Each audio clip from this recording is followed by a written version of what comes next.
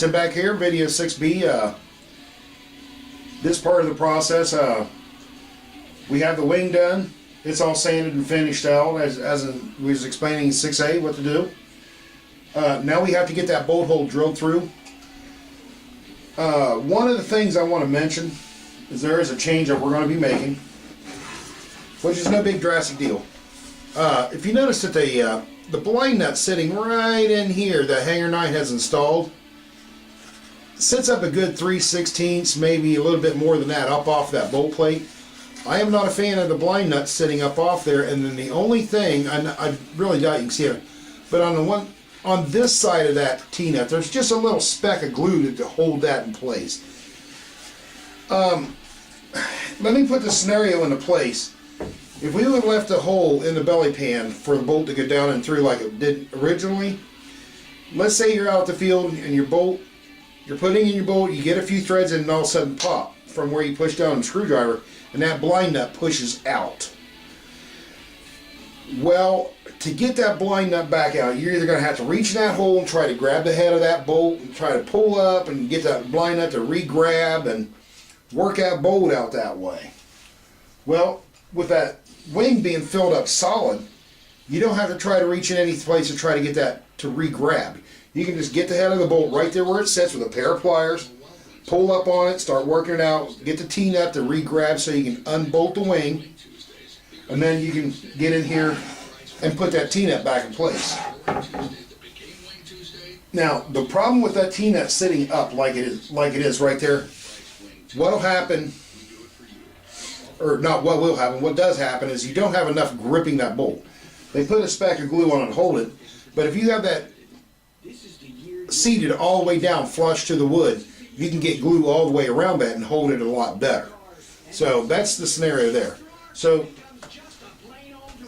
if you have to do something with a situation like that, then what you want to do is you want to take a flathead screwdriver, reach in there, and just slowly work it back and forth to where it comes up. You don't want to put a lot of force because you don't want to break your plate in here. Now, if you can't get a screwdriver enough under it, then you can just take a steel bolt like this. This is 1/4 20, and we don't need the washer for this process, but the washer's for something else you'll see here in a little bit. You want to thread that through. Give yourself about a 1/4 inch through the other side of your blind nut there, and then take you something and lightly tap it until it sets itself free. And then what we're going to do is, just like that. Now, as you can see, it's not coming out very easily, but you don't want to put a lot of impact on there. Again, that'll break your bolt plate. So I can go a little bit more. And this one seized up in there pretty good. But like I said, fortunately, we're able to get in here with a screwdriver. We're going to pop this thing up. Just get it freed up a little bit to where it comes out. Like I said, just slowly work it. Now it's coming up out of there, just that easy. Just a little bit of prying. Don't go overdoing it. Now that that's freed up, you can just take that thing completely off. We're done with that. Now there's 2 reasons we have to take that out. For 2 different reasons, I should say. Number 1, when you go to re-drill your wing out, because we filled it up with that wood, you can't drill through this nut. So you have to have it out of the airplane, especially if it is sitting flush. The second thing is, we're lucky on this wing, but let me go ahead and... This hole where they drilled it through is already set at the angle that you need to go through to match everything up. But let's say you don't have the situation where this angle is already drilled out and you have to drill all that fresh and new. Then what that'll allow you to do is to set your wing on, which this is one of the reasons we put the lines on there. That'll allow you to set the wing onto your fuselage, and now you can turn that thing up on its right side here, You can set it down, get that fuselage lined up right there on your lines that you made. And you check both sides. Well, once you're happy, then essentially all you got to do is, if you have to have somebody else help hold it or whatever, which I'll have her demonstrate here, if she can hold her hand up here in front, just hold that nice and tight to the bench, probably right about in here, to get that to sit flat. Make sure this, where the drill bit's going to be coming out, is sitting over top of your bench. Now you can reach over here, line that up on your lines, and you're able to take your drill and just go down into that hole, the one they even manufactured, and just carefully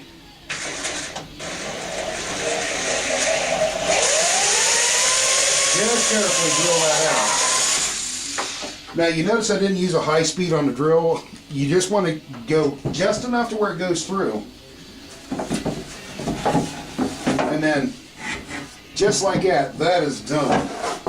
Now the reason you don't want to go too fast with the drill is you don't want to tear your wood out on the bottom side of your airplane, then you have to fix that. So, we got just a little bit of a shag in here in the wood. You know, so you just take your hobby knife, kind of trim out the excess. Now what I like to do is, once a bolt is in, or been drilled out I should say, let me get my steel bolt here. I will take the bolt and I will force it into the hole, just like that. You don't want to go too big because you don't want that wing sliding out of alignment. And I use it kind of like a file, and I'll just pull the threads of that bolt in and out a couple times. Just like that. Let the threads of that steel bolt file it out for you. And just that simple and easy. You're done. Now, what do we do about the T-nut? Well, that's where your steel bolt's going to come in handy again. The first thing we're going to do is reach in here with a blade of some sort. That little speck of glue that they had on there. It's going to be a little tricky, but you want to come in here and trim all that glue out of there.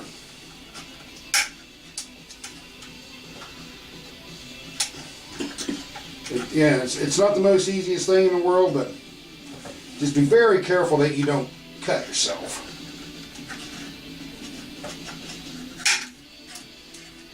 Which I am known to do from time to time. If you can't get it completely trimmed off of there, just keep working at it and do what you have to do to try to get it all off of there as much as possible. And sometimes you may have to just take a little chisel or something like that and reach in there and just scrape that glue. Which I don't have a chisel. I very rarely ever use one. But sometimes you just get your knife up under the edge, just kind of follow through under your glue, and then you can kind of twist a little bit. It should pop 90% of that off there fairly easily. Just like that. Now it's off there.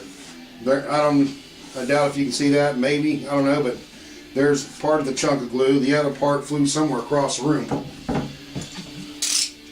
But now we'll just get all that pushed aside here, out of the way. We don't need that in our... Then we'll take our setup bolt, our T-nut, and I use this washer for this process here. Now the washer is too big. You have the shaft of your T-nut here, and the washer opening is bigger than that center of that T-nut. So that you want that. Now the next thing is, check your T-nut over. If there's any glue left on it, get that off of there. That's essential.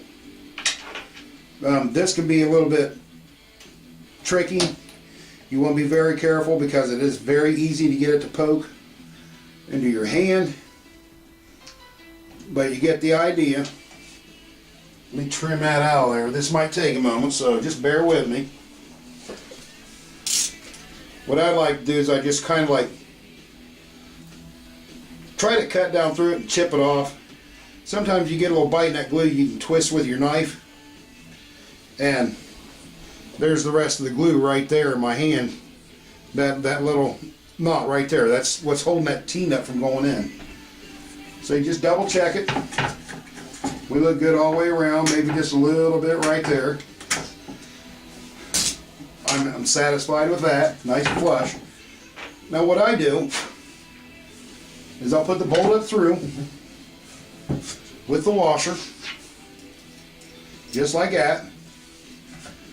Put the bolt into the socket where it needs to be. We're going to go ahead and thread this on. Oops.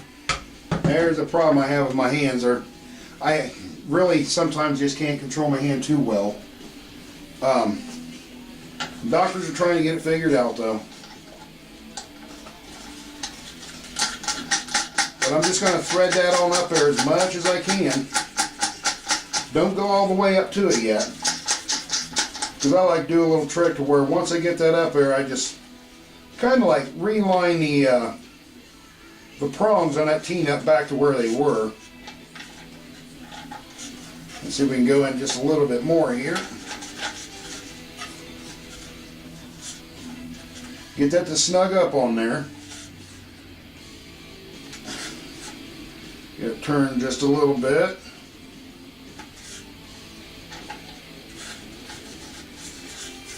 Let me see if I can get it this direction here. Maybe be able to use my left hand a little bit better. But line your prongs back up where they were, or you know, that'll help keep you from damaging that wood. And there we go. Now we're in there. Run that bolt all the way down till it's snug. Now the one thing to pay attention to is make sure that this washer is centered up good, because the next step, we are going to get that blind nut completely seated down. So right there, we're sitting good and tight on that. And then I just use a small ratchet and socket, and then I just go little by little. And what I'll do is I'll tighten that in. This is the reason for that big opening on the washer, because what that's doing is allowing me to draw that T-nut through that plate, but allow the extended end of it to come through this side. So I just want to seat that, you know, get it nice and snug on there. Look at the other side. Now right now it is sitting flush all the way around, so that means now we can glue all around that T-nut and help prevent that from coming out at a later date. So we just run our bolt back out. This is why I use a steel bolt. If you use a nylon bolt, it breaks doing this process.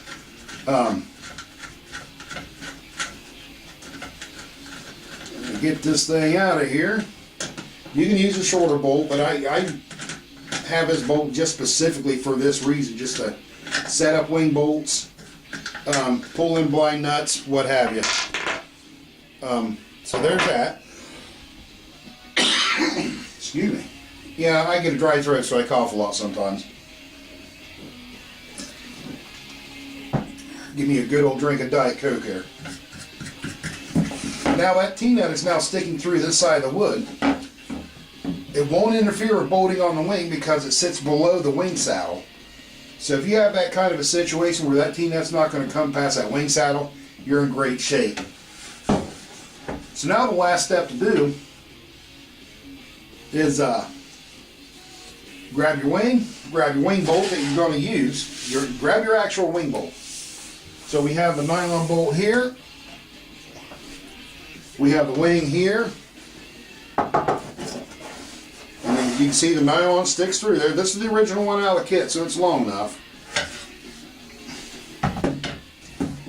So you just want to see if that lines right up. And as you can see in this case, let me find my flathead.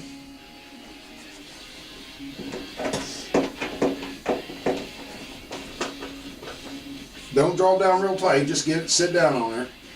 You can see in this case, perfect fit. So now there you go. all resettled.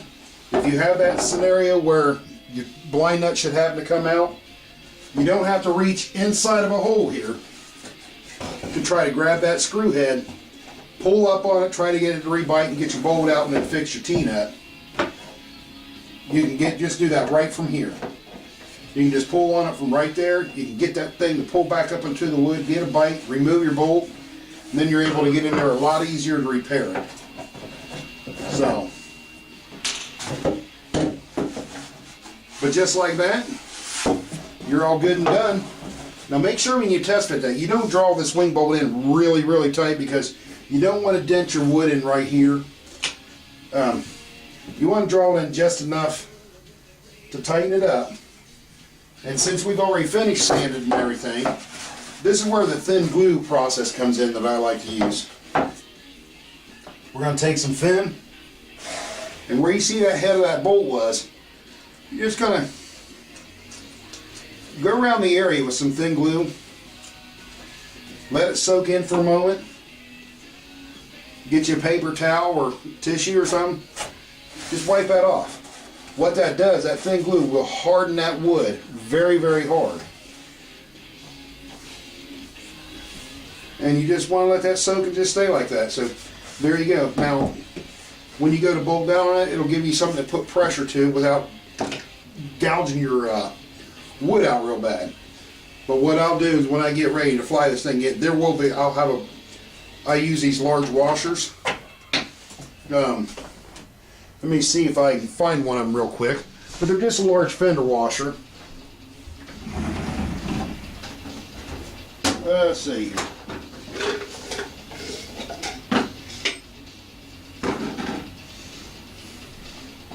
This one's too big, but I have more of them. But I just use these large metal washers like this right here, these large fender washers. You can just get them at the hardware store with a 1/4 inch opening. That way, when you bolt that, it'll seat down a lot around a lot of this. So whatever washer you use, or if you don't use washer, just glue that up around there enough to where it's got something really solid to sit on and it doesn't damage your wood. So with that in mind, just that simple. We have the wing remounted and we're ready for the next step, which is going to be quite a bit of work. Nothing left to do to the wing, but just set that aside and get it all finished, sanded and everything, and get it ready for new covering. So we're not even going to be working on the fuselage from this point on. We're not going to be working on the wing. We are ready in the next video to get these tail feathers redone the way I want them done, and that's going to involve completely removing this stick right here and adding a new one in to both your elevators and your rudder, because they are just not very easy to rehinge up at that point. So anyway, next video, look out for that. I am going to be making one other video for you guys. His name is Tony Beverly. Put a comment on 5C, I believe it was, on my opinion on CA hinges. You know, what kind of hinges. So what I'm going to do is I'm going to make a video. I'm going to put my tips, tricks, and how-tos on my channel. The tips, tricks, and how-to playlist. Couldn't think of it there.